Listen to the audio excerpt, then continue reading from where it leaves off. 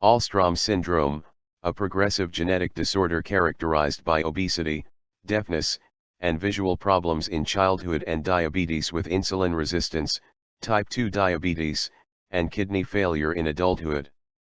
Individuals with Alstrom syndrome have been identified in over 20 countries. Although the syndrome is generally rare, it is unusually frequent among Acadians, both those living in Nova Scotia and those in Louisiana. The syndrome first described by C.H. Alstrom in Sweden in 1959. It should therefore have two dots over the A. The earliest sign of the syndrome in infancy is often extreme light sensitivity, photophobia, and a wobbling of the eyes, nystagmus.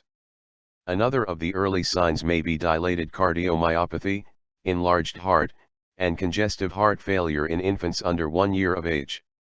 Infants with the syndrome gain excessive weight during the first year of life and become obese. Multiple organ systems later can be affected, resulting in blindness, hearing impairment, type 2 diabetes, heart failure, liver disease, urological dysfunction, pulmonary fibrosis, and renal failure. Additional features in some cases include hypothyroidism, male hypogonadism, short stature, and mild to moderate developmental delay, and the complications of type 2 diabetes such as hyperlipidemia, high lipids, and atherosclerosis. The visual defect involves cone rod retinal dystrophy. Alstrom syndrome is an autosomal recessive condition.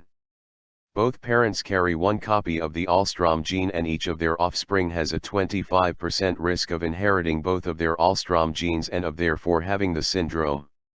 The gene for Alstrom syndrome is on chromosome 2 in band 2p13. The gene called ALMS1.